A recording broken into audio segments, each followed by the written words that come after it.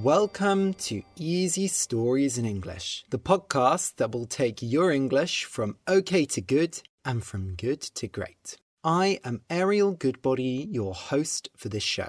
Today's story is for advanced learners. The name of the story is Doggo and Kitty Tear Their Trousers. I'll just explain some words that are in today's story. A parasol, P-A-R-A-S-O-L, is a type of umbrella.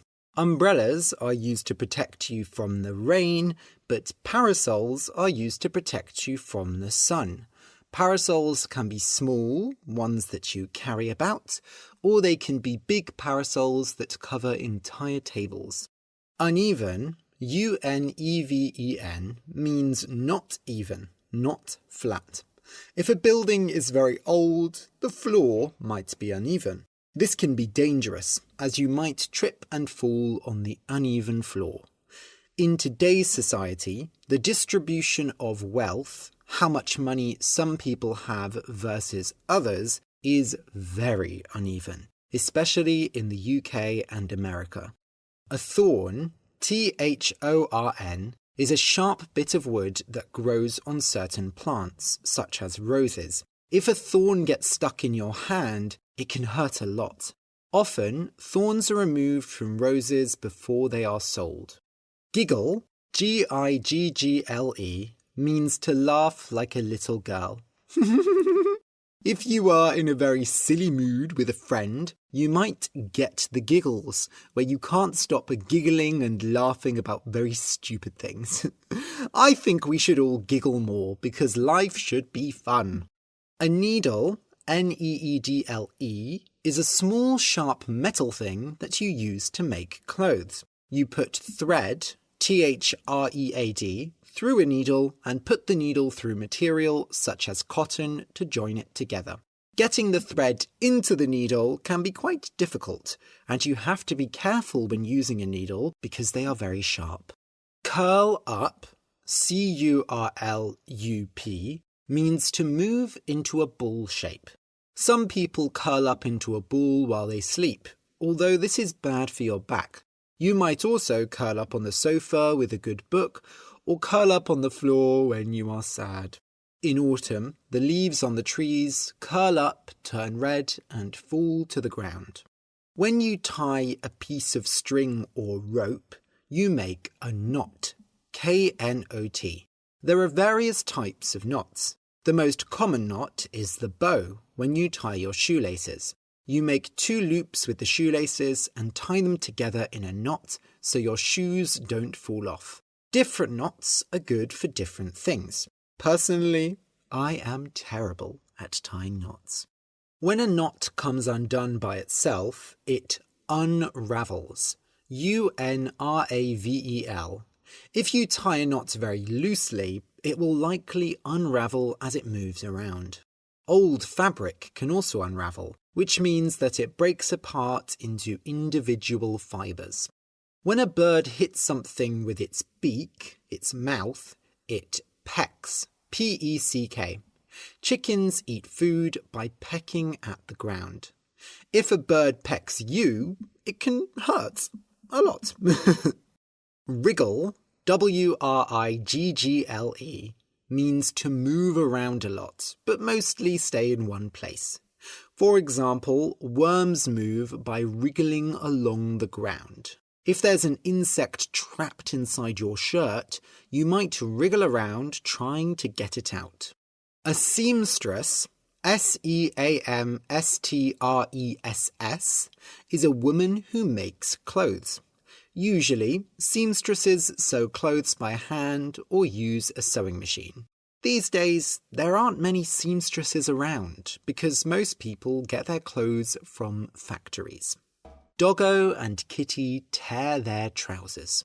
Once upon a time, there was a dog and cat called Doggo and Kitty. Doggo was a very handsome dog, and Kitty was a charming and gorgeous cat. The pair of them lived together in a little cottage next to a forest, and unlike most dogs and cats, they got on very well. We have seen how Doggo and Kitty did their laundry, so we now know that Doggo and Kitty are very good at doing the housework.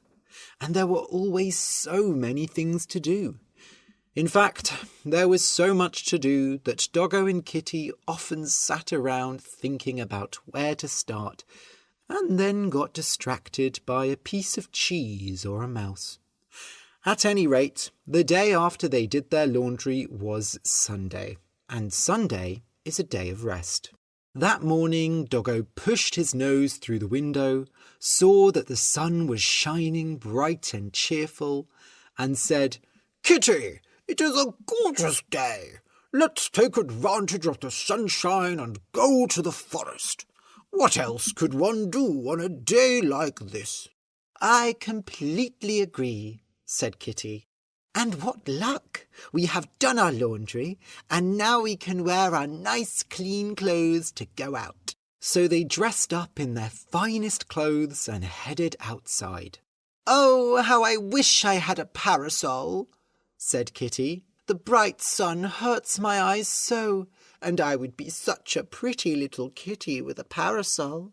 I'm quite sure nobody has seen such a pretty kitty before." "It won't do you any harm to get a bit of sun," said Doggo. "We've been trapped inside all winter, and you're looking quite pale. Yes, some sun will do you good." And Doggo was right, for once. During the winter they sat by the fire and played games, and some days they didn't see the sun at all. Still, Kitty did not like being criticised on her appearance, so she bit back. "Well," said Kitty, "you should see how you look. Your ears are completely uneven, one sticking out and one hanging down. It's quite unacceptable to walk around with uneven ears."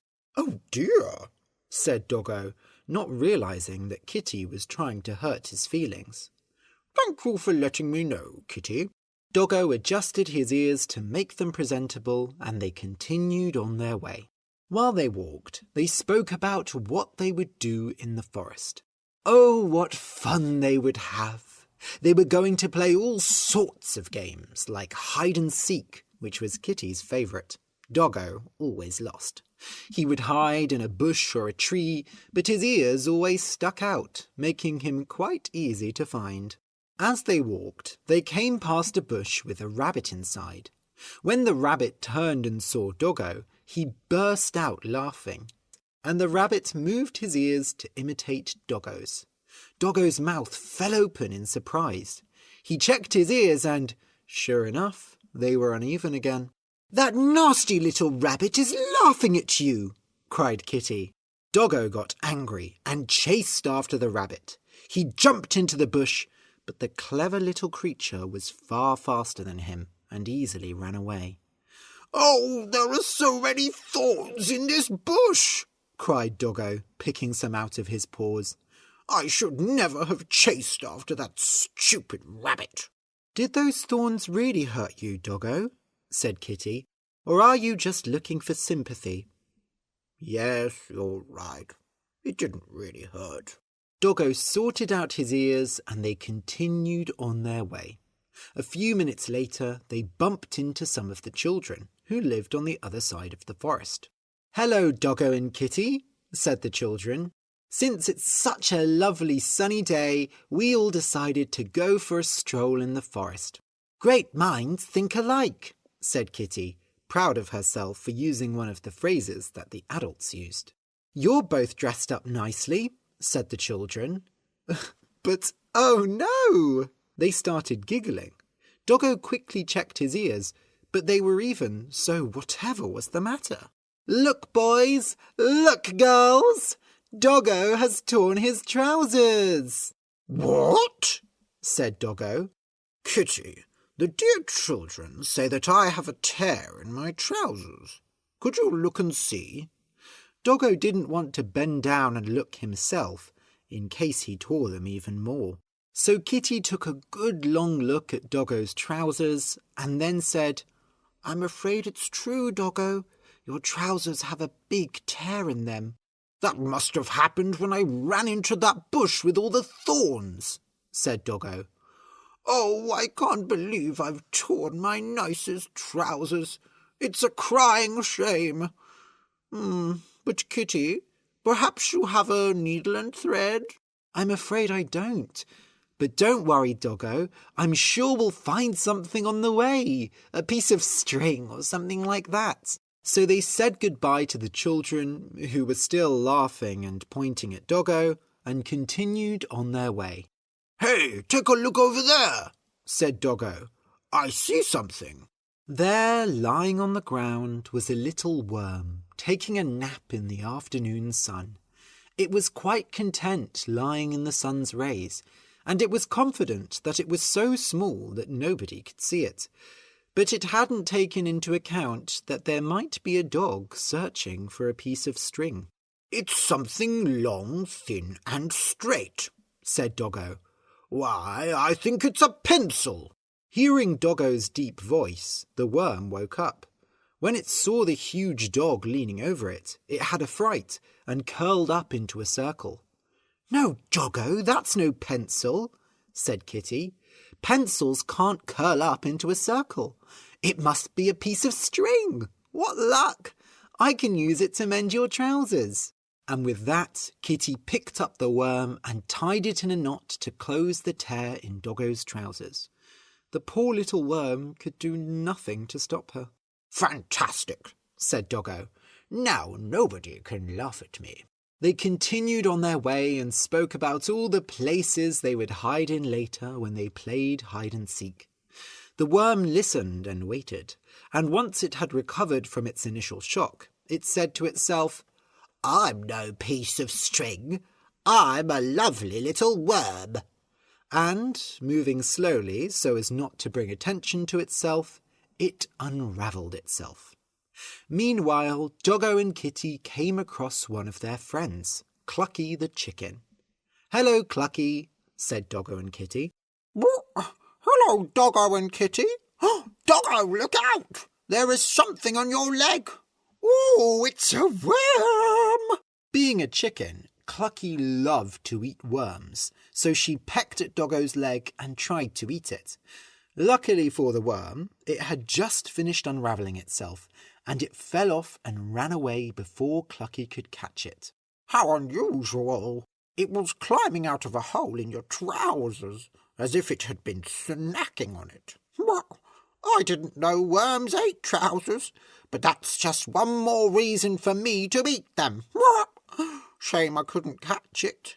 Then he really would have learned his lesson." "Yes, what a shame," said Doggo. But secretly he was relieved that Clucky hadn't caught the worm, as he hated violence. "Oh, Doggo," said Kitty, looking at his trousers again. "Once again your lovely trousers are torn. That thing that ran away was not a worm, but the string I used to mend them." "No way," said Clucky. "That was a worm, no doubt about it. String doesn't wriggle and curl up like that. But there's no need to worry, Doggo. I can't mend your trousers myself, but if you follow this path along, you'll come to a house where a seamstress works, and she can mend your trousers for you." So they said goodbye to Clucky and continued on their way to the seamstress's house. When she saw Doggo's trousers, she was shocked. "Wow, that's a big tear," said the seamstress. "But Sunday is a day of rest, so I don't really feel like working. I'll tell you what, if you help me out with a little problem, I'll mend your trousers for you. See, a family of mice has moved into my kitchen, and they're quite annoying, always stealing food and squeaking in the night. Ugh! If you get rid of them, I'll mend your trousers. But you mustn't drink the milk or eat the biscuits laid out on the table. Those are for me. It's my Sunday treat." Doggo and Kitty agreed to catch the mice and promised to leave the milk and biscuits. The seamstress showed them to the kitchen, and all the mice ran away and hid in their holes. "Here's the plan," said Kitty. "I'll go outside, and you stand in front of their holes, Doggo." So Doggo stood guard outside the mice's holes. Kitty went outside and loudly said, "There's a dog inside with one ear sticking up and the other hanging down. And not only that, he also has a big tear in his trousers. How funny he looks! You can't help but laugh at him." The mice, who loved nothing more than a good laugh, ran out of their holes to see this funny-looking dog. And then, of course, Doggo jumped on them and caught them under his paw. "Oh no!" cried the mice. "Are you going to eat us?" "Oh, you do look so silly, but it's not worth dying for." "You're very lucky," said Doggo, "that I hate violence. But you must leave the seamstress's house and never come back." The mice promised to never return and ran away, giggling to themselves about Doggo's trousers. "Fantastic work," said the seamstress, walking back into the kitchen. "A bit unusual, but it got the job done. Now, let me have a look at those trousers." So the seamstress mended the tear in Doggo's trousers, and then she invited them to stay for milk and biscuits. And Doggo and Kitty couldn't say no to that, could they? The biscuits were quite delicious. Afterwards, they walked home through the forest. In the end, they were too tired to play hide and seek, but they slept very well, although Doggo's ears were uneven throughout the night. The end.